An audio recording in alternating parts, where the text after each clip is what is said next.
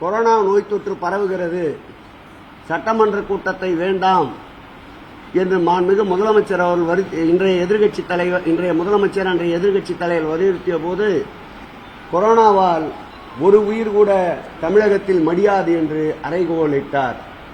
ஆனால் ஆயிரக்கணக்கான உயிர்கள் மடிந்த பிறகுதான் கொரோனா நோய் தொற்றை உணர்ந்தார். அந்த கொரோனா நோய் தொற்றிலிருந்து தமிழக மக்களை மீட்டவர் 2021ஆம் ஆண்டு ஆட்சிக் கட்டிலுக்கு வந்த பிறகு அந்த கொரோனா நோய் தொற்றின் போது தமிழக முதல்வர் 5000 ரூபாய் தர வேண்டும் என்று கோரிக்கை வைத்தபோது அதில் 1000 ரூபாய் கொடுத்து நழுவிய அன்றைய முதல்வர் எடப்பாடி பழனிசாமிக்கு பதில் சொல்லுகின்ற வகையில் ஆட்சி பொறுப்பை ஏற்றவுடன் 4000 ரூபாயை அனைத்து குடும்பங்களுக்கும் வழங்கிய பெருமை இன்றைய முதல்வர் மாண்புமிகு தமிழக முதல்வர் திராவிட மாடல் ஆட்சியின் நாயகன் அவர்களை சாரும். நேற்றைக்கு பேசுகின்ற பொழுது மாண்புமிகு எதிர்க்கட்சித் தலைவர் அவர்கள் தமிழ்நாட்டிலே குறிப்பாக சென்னையிலே வளர்ச்சி திட்டப் பணிகள் ஏதும் பெரிதாக நடைபெறவில்லை என்று குறிப்பிட்டார். அரண்டவன் கண்ணுக்கு இருண்டதெல்லாம் பேய் என்பதை போல் எங்களுடைய ஆட்சி காலத்தில்தான் வடசென்னை வளர்ச்சி திட்டம் என்ற ஒரு உன்னதமான திட்டத்தை மாண்புமிகு தமிழக முதல்வர் கொண்டு வந்தார். அந்த திட்டத்தால் பாதுகாக்கப்பட்ட குடிநீர், சீரான கழிவுநீர் ஓட்டம், தடையில்லா மின்சாரம், பக்தவச்சலம் காலத்திலே கட்டப்பட்ட பள்ளி மாதாவரத்திலே இருந்த பள்ளியை கூட இன்றைக்கு தனியார் பள்ளிக்கு அளவிற்கு தரம் உயர்த்தி கட்டியிருக்கின்ற சூழல். அதேபோல் அரசு மருத்துவமனைகள், அதேபோல் அரசு தடையில்லா மின்சாரத்திற்காக புதிதாக 33/11 கிலோவாட் கொண்ட துணை மின் நிலையங்கள், 130/11 கொண்ட துணை மின் நிலையங்கள் என்று எண்ணிலடங்கா திட்டங்களை சென்னைக்கு கொண்டு வந்து வட சென்னையை இன்றைக்கு வாடாத சென்னையாக மாற்றிய பெருமை மாண்புமிகு தமிழக முதல்வரை சாரும். அதற்கு ஒரு சாட்சி வேண்டுமென்றால் நம்முடைய வாட்டர் பேசின் ரோடு என்று சொல்லப்படுகின்ற தண்ணீர் தொட்டி தெருவிற்கு சென்று பாருங்கள். ஒரே இடத்தில் 700 குடியிருப்புகள் கட்டி முடிக்கப்பட்டிருக்கின்றன. 140 குடியிருப்புகள் கட்டப்பட்டு வருகின்றன. 2.5 ஏக்கர் நிலப்பரப்பில் பாக்ஸிங் கோர்ட், டென்னிஸ் கோர்ட், விளையாட்டு மைதானம், ஃபுட்பால் கிரவுண்ட் கொண்ட ஒரு அமைப்பு. அதே அமைப்பில் அதை ஒட்டி முதல்வர் பெயரிலே திருமண மண்டபங்கள் 10 லட்சம் 15 லட்சம் என்று சிறப்பான முறையில் திருமணம் செய்ய வேண்டும் என்றால் தென்சென்னையை நோக்கி ஓடிக்கொண்டிருந்த மக்களுக்கு உதவிகரமாக வடசென்னையிலேயே 70,000 ரூபாய் செலவில் வாடகை என்று நிர்ணயிக்கப்பட்டு திருமண மண்டபம், அதே இடத்தில் இலவசமாக மக்களுக்கு டயாலிசிஸ் சென்டர், அதே இடத்தில் சென்னை பெருநகரத்தினுடைய மாநகராட்சியினுடைய அரசு அச்சகம், இப்படி 6 ஏக்கர் நிலப்பரப்பில் ஒரே இடத்தில் இத்தனை திட்டங்கள் கொண்டு வந்து வடசென்னையுடைய வளர்ச்சியை முத்திரைப்படுத்தவர் மாண்புமிகு முதல்வர் அவர்கள்.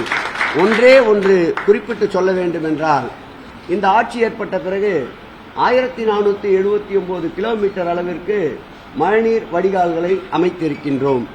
இந்த ஆட்சி ஏற்பட்ட பிறகு உதாரணத்திற்கு சொல்ல வேண்டும் என்றால் வடசென்னையில் மாத்திரம் 3 பாலங்கள் திறக்கப்பட்டிருக்கின்றது. மாண்புமிகு எதிர்க்கட்சி தலைவராக இருந்தபோது கொளத்தூரிலே அவர் வைத்த கோரிக்கையை ஏற்ற அன்றைக்கு ரயில்வே அமைச்சர் அவர் கொடுத்த உத்தரவின் பேரில் வில்லிவாக்கம் LC1 இந்த ஆட்சி காலத்தில் தான் திறக்கப்பட்டது.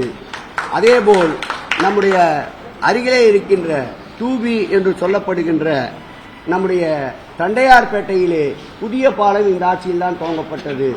அதேபோல் ஜமாலியா அருகில் செங்கைசிவ மேம்பாலம் மாண்புமிகு தமிழக முதல்வர் அவர்கள் ஆட்சியில் தான் துவங்கப்பட்டது. அதேபோல் சென்னையின் மையப்பகுதியான போக்குவரத்து நெரிசல் மிக்க பகுதி டி நகரிலே இந்த ஆட்சியில் தான் பாலம் துவங்கப்பட்டது. இப்படி எண்ணிலடங்கா பாலங்கள், எண்ணிலடங்கா மழைநீர் கால்வாய்கள், சென்னையின் அடையாளப்படுத்துகின்ற வகையில் பல்வேறு மேம்பாட்டு திட்டங்களை கொண்டு வந்த ஆட்சி மாண்புமிகு தமிழக முதல்வர் ஆட்சி. 2021ஆம் ஆண்டு தேர்தல் பரப்புரையின் போது இன்றைய எதிர்க்கட்சித் தலைவர் அன்றைக்கு என்ன சொன்னார் என்றால், நாங்கள் 1000 கோடி ரூபாய் செலவிலே மழைநீர் வடிகால்களை கட்டிவிட்டோம், சிங்கப்பூர் போல் இனி ஒரு சொட்டு தண்ணீர் கூட தமிழகத்தில் தேங்காது என்று அறைகூவலிட்டார். என்னானது? 2021ஆம் ஆண்டு ஆட்சி கட்டளை ஏற்றவுடன் முதல் பெய்த பெருமழைக்கு சென்னை தத்தளித்தது.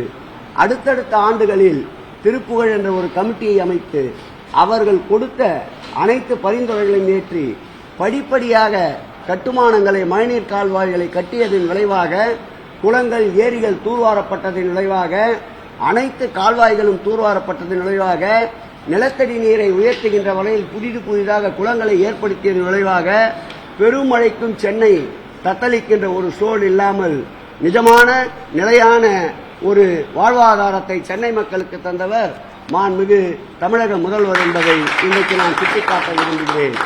அடுத்து அவர் நேற்று பேசுகின்ற பொழுது விலைவாசி உயர்வை மையப்படுத்தி குறிப்பிட்டார். நான் அவரை கேட்பதெல்லாம், இந்த ஆட்சி ஏற்பட்ட பிறகு, மத்தியிலே மோடியின் தலைமையிலே ஆட்சி ஏற்பட்ட பிறகு நீட் தேர்வை ரத்து செய்வதற்கு இவர் ஏதாவது அழுத்தம் தந்தாரா? அதேபோல் பெட்ரோல், டீசல், எரிவாயு விலை உயர்வை கட்டுப்படுத்துவதற்கு இவர் ஏதாவது ஒரு வகையில் அழுத்தம் தந்தாரா? ஏறி வருகின்ற தங்கத்தின் சவரன் விலையை கட்டுப்படுத்த ஏதாவது ஒரு வகையில் அழுத்தம் தந்தாரா?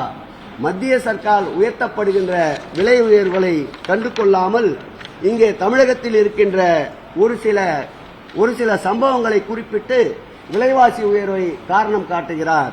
அவரை நான் கேட்டுக்கொள்வதெல்லாம், நீங்கள் கடுமையாக காங்கிரஸையும் திமுக கூட்டணியும் சாடுகின்ற நீங்கள் நேற்றைக்கு உங்கள் பக்கத்திலே நிற்க வைத்து தேர்தல் பிரச்சாரத்தை துவக்கினீரே, அவர் எந்த அரசியல் அடிப்படையில் வந்தவர்? குமரி ஆனந்தனுடைய மகள் குமரி ஆனந்தன் எந்த இயக்கத்திலிருந்து வந்தவர்? அதேபோல் மூப்பனார் மகனை இன்னொரு பக்கத்தில் வைத்துக் கொண்டிருக்கின்றீர்கள். மூப்பனார் மகன் எந்த பக்கத்திலிருந்து வந்தவர்? இவையெல்லாம் குடும்ப அரசியல் இல்லையா? திராவிட முன்னேற்ற கழகத்தை பொறுத்தளவில் தமிழகத்தையே தன்னுடைய குடும்பமாக நடத்தித்தான் குடும்ப அரசியலை செய்து கொண்டிருக்கின்றது. ஆகவே நேற்றைக்கு அவர் பேசியிருப்பது அனைத்தும் புலம்பலின் முழு வடிவம். மாண்புமிகு தமிழகத்துடைய முதலமைச்சர் அவர்கள் பொறுப்பேற்ற பிறகு ஒன்றிய அரசினுடைய நிதி ஆய்வு புள்ளி விவரத்தை நிர்மலா சீதாராமன் நிதியமைச்சரிடம் கேட்டு நம்முடைய எதிர்க்கட்சி தலைவர் பெற வேண்டும் என்று அன்போடு கேட்டுக் கொள்கிறேன். அதில் இந்தியாவிலேயே தமிழகம்தான் 11.9 என்ற அளவிற்கு பொருளாதாரத்தில் உயர்வு நிலை கண்டதை அவருக்கு மீண்டும் இதில் இந்த பத்திரிகையாளர் சந்திப்பில் நினைவுபடுத்த கடமைப்பட்டிருக்கின்றேன். நேற்றைக்கு கூட அவர் நாங்கள் தான் முந்திவிட்டோம் என்று கூறிக்கொண்டு ஒரு பேட்டியை தந்து கொண்டிருந்தார். ஆம், நாங்கள் நிறைகுடம், இன்னும் தேர்தல் அறிக்கை தரவில்லையே என்றார். அது காலி பாத்திரம், அப்படித்தான் அலும்பும். திராவிட முன்னேற்ற கழகம் நிறைகுடம், சொல்வதை செய்வோம், செய்வதைத்தான் சொல்லுவோம் என்பதுதான் எங்களுடைய தாரக மந்திரம். நேற்றைக்கு அவர் அறிவித்த தேர்தல் அறிவிப்புகள் அனைத்தும் ஏற்கனவே மாண்புமிகு தமிழக முதல்வர் 2021ஆம் ஆண்டிலிருந்து செயல்படுத்திக் கொண்டு வருகின்ற திட்டங்களின் நகல்தான். அடுத்து இன்னொன்றை சொன்னார், உறவுக்கு கை கொடுப்போம், உரிமைக்கு குரல் கொடுப்போம் என்றார். இது யாருடைய தாரக மந்திரம்? மறைந்தும் மறையாமல் வாழ்ந்து கொண்டிருக்கின்ற முத்தமிழறிஞர் தலைவர் கலைஞர் அவருடைய தாரக மந்திரம்.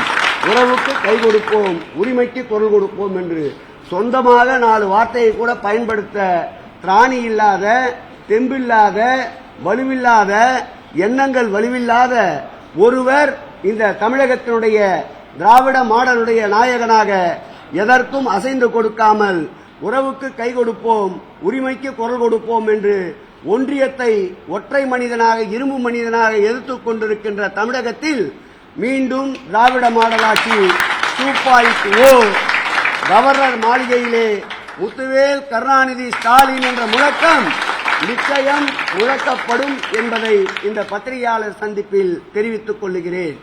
பயத்திலே முன்கூட்டியே ஓட ஆரம்பித்திருக்கின்ற எடப்பாடியார் அவர்களே, எங்களுடைய படை ஏற்கனவே தமிழகத்தில் இருக்கின்ற அனைத்து தெருக்களில் ஒன்றிணைவோம் தமிழ்நாடு என்ற தலைப்பிலேயே, ஓரணியில் தமிழ்நாடு என்ற தலைப்பிலேயும், வெல்லும் தமிழ் பெண்கள் என்ற தலைப்பிலேயும் மக்களிடம் ஊடுருவி இருக்கின்றது. இந்த ஊடுருவின் தாக்குதலை நீங்கள் நிச்சயம் இந்த தேர்தலில் தாக்குப்பிடிக்க முடியாது. வேண்டுமென்றால் வைப்புத் தொகையை தக்க வைத்துக் கொள்ள முயற்சி செய்து கொள்ளுங்கள் என்று இந்த கூட்டத்திலே நான் அவருக்கு தெரிவித்துக் கொள்ள கடமைப்பட்டிருக்கிறேன். இந்த கூட்டணி அமித்ஷாவின் அடிமை கூட்டணி அல்ல. இது ஒரு கொள்கை கூட்டணி, இது ஒரு சித்தாந்த கூட்டணி, இது தொடர்ந்து வெற்றிகளை கூட்டி வரும் கூட்டணி, இது மதவாத கூட்டணி அல்ல, இது ஒரு மனிதநேய கூட்டணி.